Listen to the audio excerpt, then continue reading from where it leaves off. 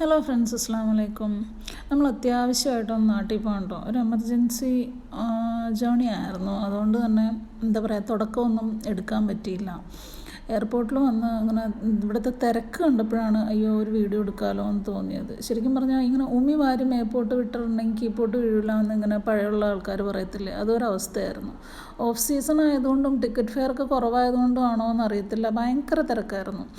ഈ പണ്ട് ബാംഗ്ലൂരൊക്കെ പഠിച്ചുകൊണ്ടിരിക്കുമ്പം റെയിൽവേ ടിക്കറ്റിന് വേണ്ടിയിട്ട് ക്യൂ നിൽക്കുന്ന ഒരവസ്ഥയൊക്കെ ആയിരുന്നു. ഇമിഗ്രേഷനൊക്കെ നിൽക്കുമ്പോൾ അതിന് മാത്രം തിരക്കായിരുന്നു. റെയിൽവേ സ്റ്റേഷനിലൊക്കെ ആൾക്കാർ വന്നിരിക്കുന്ന അങ്ങോട്ട്. അങ്ങനെ അവിടെ ഒരു ഹാവ് എ പ്ലസൻറ്റ് ജേണി എന്നൊക്കെ പറഞ്ഞ് എഴുതി വെച്ചിട്ടുണ്ട്. പക്ഷേ ഈ ജേണി അത്ര വല്ല പ്ലസൻ്റ് അല്ലായിരുന്നു എന്നുള്ളത് കുറേ കൂടി മുന്നോട്ട് പോകുമ്പോൾ നമുക്ക് മനസ്സിലാവും. ശ്രീലങ്കൻ എയർലൈൻസ് ആയിരുന്നു. നമ്മൾ കയറി ചെന്നപ്പോൾ തന്നെ അവരെന്താ വെൽക്കം ഒക്കെ പറഞ്ഞു. അത് കഴിഞ്ഞ് നമ്മുടെ സീറ്റ് നമ്പർ ഒരു 9ANB ആയിരുന്നു. ഈ എമർജൻസി ഡോറിൻ്റെ തൊട്ട് ഫ്രണ്ടിലുള്ള സീറ്റായിരുന്നുകൊണ്ട് നമുക്ക് അവിടെ നിന്ന് അനങ്ങാൻ പറ്റത്തില്ലായിരുന്നു. ആ സീറ്റ് ഒന്ന് ചിരിക്കാനൊന്നും പറ്റത്തില്ലായിരുന്നു. ഇരുന്നത് പോലെ തന്നെ ഇരിക്കണമായിരുന്നു. അതായിരുന്നു നമ്മുടെ സീറ്റ്. ഇവൻ കൂടെ ഉള്ളതുകൊണ്ട് തന്നെ ആ ഇരിപ്പ് ഭയങ്കര എന്താ പറയുക, ദുഷ്കരമായിരുന്നു എന്ന് പറയാം. എനിവേ നമ്മൾ ഫ്ലൈറ്റിനകത്ത് കയറി ഇരിപ്പായി. പുറത്തെ ഒരു എന്താ പറയുക, നൈറ്റ് ജേണി ആയതുകൊണ്ട് നമ്മൾ ഒറ്റയ്ക്കൊക്കെയാണ് പോകുന്നതെന്നുണ്ടെങ്കിൽ നമുക്കതൊരു നല്ല കാര്യമാണ്. കാരണം രാത്രി യാത്ര എന്ന് പറഞ്ഞിട്ടുണ്ടെങ്കിൽ കയറിയിരിക്കുക, ഒന്ന് സെറ്റിലായി കഴിയുമ്പോൾ തന്നെ ഒന്ന് ഉറങ്ങാൻ, വെറും 5 മണിക്കൂറിലേ ഉള്ളൂ. അപ്പോൾ ആ സമയം കൊണ്ട് നമ്മളങ്ങ് എത്തും, ഓക്കെയാണ്. പക്ഷേ പിള്ളേരെയും കൊണ്ടൊക്കെ പോകുമ്പോൾ എന്ന് പറഞ്ഞിട്ടുണ്ടെങ്കിൽ അത് ഭയങ്കര കുറച്ച് ഹൊറിബിളാണെന്ന് വേണമെങ്കിൽ പറയാം. ഇതേ ഫ്ലൈറ്റ് മൂവായി തുടങ്ങി കേട്ടോ. അതുകൊണ്ട് പുറത്ത് ആ ലൈറ്റ്സൊക്കെ കാണാനായിട്ട് നല്ല ഭംഗിയായിരിക്കും. പക്ഷേ കുഞ്ഞു പിള്ളേരെ കൊണ്ടൊക്കെ പോകുമ്പം അങ്ങനെ ഫ്ലൈറ്റ് ടേക്ക് ഓഫ് ആകുമ്പോഴും ലാൻഡ് ആകുമ്പോഴൊക്കെ ആ പ്രഷറിൽ വരുന്ന ബാലൻസൊക്കെ അവരുടെ ചെവി വേദനയും പ്രശ്നങ്ങളായിട്ട് അവർ ഭയങ്കര കരച്ചിലും പ്രശ്നങ്ങളൊക്കെ ആയിരിക്കും. ഇവനങ്ങനെ വലിയ പ്രശ്നങ്ങളും അങ്ങനെ കരച്ചിലൊന്നും ഉണ്ടായില്ലെങ്കിലും അവൻ്റെ വികൃതി കാരണം കൊണ്ട് നമ്മൾ ഒട്ടും ഇരുത്തിയിട്ടില്ല എന്ന് തന്നെ വേണമെങ്കിൽ പറയാം. ഒരു ഇച്ചിരി നേരം മാത്രം അവൻ അതിനകത്ത് ഉറങ്ങിയുള്ളായിരുന്നു. പിന്നെ ശ്രീലങ്കൻ എയർലൈൻസ് അന്ന് നമ്മൾ നേരത്തെ പറഞ്ഞായിരുന്നല്ലോ. അപ്പം ശ്രീലങ്കയിൽ നമുക്ക് നല്ലൊരു പണി കിട്ടിയായിരുന്നു. എനിവേ നമ്മളിതേ ശ്രീലങ്കയിൽ ചെന്ന് ഇറങ്ങി. അവിടെ ചെന്ന് ഇറങ്ങി കഴിഞ്ഞപ്പോഴാണ് ഞാൻ നേരത്തെ പറഞ്ഞ പണി മനസ്സിലായത്. നമുക്ക് കറക്റ്റ് 1 മണിക്കൂറായിരുന്നു ട്രാൻസിറ്റ് പറഞ്ഞു വെച്ചത്. പക്ഷേ ഇത് 1 മണിക്കൂറൊന്നും അല്ലായിരുന്നു, നല്ലൊരു ഡിലേ ഉണ്ടായിരുന്നു. ഒരു 2.5 മണിക്കൂർ കൂടുതൽ നമുക്ക് അവിടെ ഓൾറെഡി പോസ്റ്റ് കിട്ടിയായിരുന്നു. അവനാണെന്നുണ്ടെങ്കിൽ ആ എയർപോർട്ടിൻ്റെ ആ അറ്റം മുതൽ ഈ അറ്റം വരെ ഫുള്ള് കിടന്ന് നിരങ്ങി എന്താ പറയുക, അളന്നെടുത്തെന്ന് വേണമെങ്കിൽ പറയാം. അതുപോലെ അവൻ അവിടെ കിടന്ന് പണിയെടുത്തായിരുന്നു. കുറച്ച് കഴിഞ്ഞപ്പോൾ തന്നെ സാറിന് വിശക്കാനൊക്കെ തുടങ്ങി. നമുക്ക് ഒത്തിരി ഡിലേ അവിടെ പറയാത്ത കാരണമുണ്ട് ഞാൻ ജസ്റ്റ് അവന് കുറച്ച് ബിസ്ക്കറ്റും ജ്യൂസൊക്കെ മാത്രമേ എടുത്തിട്ടുണ്ടായുള്ളൂ. ജ്യൂസൊക്കെ ആണെങ്കിൽ അവിടെ വന്ന് ഇറങ്ങിയപ്പോഴത്തേക്കും കഴിയുകയും ചെയ്യുമായിരുന്നു. എന്നിട്ട് പിന്നെ സിദ്ധുവിനെ കൊണ്ട് എയർപോർട്ടിൽ നിന്ന് തന്നെ ജ്യൂസൊക്കെ വാങ്ങിപ്പിച്ച് അവനായും തന്നെ എന്താ പറയുക, ബിസ്ക്കറ്റും ജ്യൂസൊക്കെ കുടിച്ച് അവൻ്റെ എനർജി ഒന്നങ്ങ് ഫില്ല് ചെയ്തു.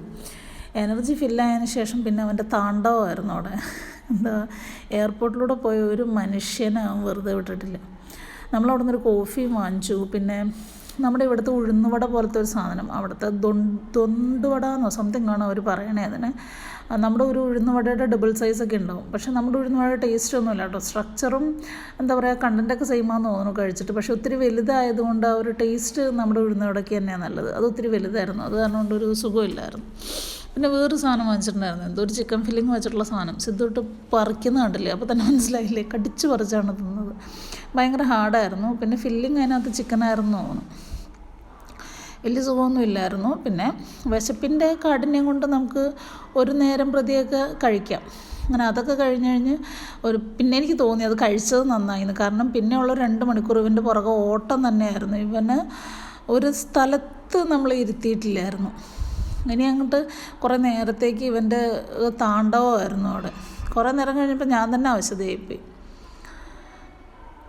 ആ എയർപോർട്ടിലൂടെ വന്നവരെയും പോയവരെയും എല്ലാവരെയും വിളിച്ചു നിർത്തി വർത്താനം പറഞ്ഞെന്ന് പറഞ്ഞ ഒരവസ്ഥയായിരുന്നു. വെറുതെ വർത്താനം പറയുമൊന്നും അല്ലായിരുന്നു, അവിടെ കിടന്ന് ഓടിപ്പാഞ്ഞ് നടക്കുമായിരുന്നു അവൻ. കുറേ നേരം അത് പണിയെടുത്ത് കഴിഞ്ഞപ്പോൾ അവനും അവശതയായി. അവൻ കുറച്ച് നേരം ഒന്ന് ഇരിപ്പായിരുന്നു. അങ്ങനെ കുറച്ച് നേരമല്ല, ഒരു 2.5 മണിക്കൂർ കഴിഞ്ഞതുകൊണ്ടോ ഞാൻ പറഞ്ഞില്ലേ, അവൻ കുറേ നേരം കഴിഞ്ഞപ്പോൾ അവശതയായി ഇരിപ്പായി. പക്ഷേ എന്നിട്ടും ഈ മീൻസ് എയർപോർട്ടിലെ ഷൂവും സോക്സും എല്ലാം ഊരിക്കളഞ്ഞ് നല്ല മെനയായിരുന്നു. ആ പോകുന്ന സ്ട്രെയിറ്റ് എസ്കലേറ്റർ അതിൻ്റെ അകത്തായിരുന്നു പിന്നെ കുറേ നേരം. അത് കഴിഞ്ഞ് ഒരു കണക്കിന് നമ്മളിതേ ഫ്ലൈറ്റിന് മറ്റേ ബോർഡിങ് കെട്ടി അകത്ത് കയറി. അവിടെ പിന്നെ ഒരു 5-10 മിനിറ്റൊക്കെ ഇരുന്നുള്ളൂ. അപ്പോൾ തന്നെ പിന്നെ ഫ്ലൈറ്റ് ഇതിന് നമ്മളോട് കയറാനായിട്ട് എല്ലാവരും പോയി കയറിയായിരുന്നു. ഫ്ലൈറ്റിനകത്ത് പോയി കയറി. നമ്മൾ പിന്നെ അവിടെ ഫ്ലൈറ്റിനകത്ത് കിടന്ന് പിന്നെ വഴക്കുണ്ടാക്കണ്ടല്ലോ എന്ന് വിചാരിച്ചിട്ട് എല്ലാവരും കയറി. ലാസ്റ്റ് പാസഞ്ചറായിട്ടായിരുന്നു നമ്മൾ പോയത്.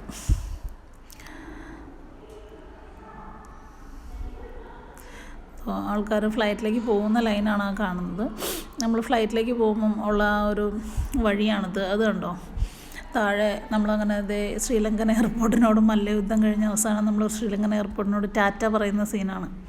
ആ ഫ്ലൈറ്റിലുണ്ടായിരുന്ന ഏകദേശം എല്ലാവരും തന്നെ അവനെ പരിചയപ്പെട്ടെന്ന് എനിക്ക് തോന്നിയിട്ടുണ്ട്. കാരണം എല്ലാവരുമായിട്ട് എന്താ പറയുക, എല്ലാവരെയും അവൻ പോയി ഒന്ന് ഞോണ്ടും പിച്ചുമൊക്കെ ചെയ്തിട്ടുണ്ടായിരുന്നു.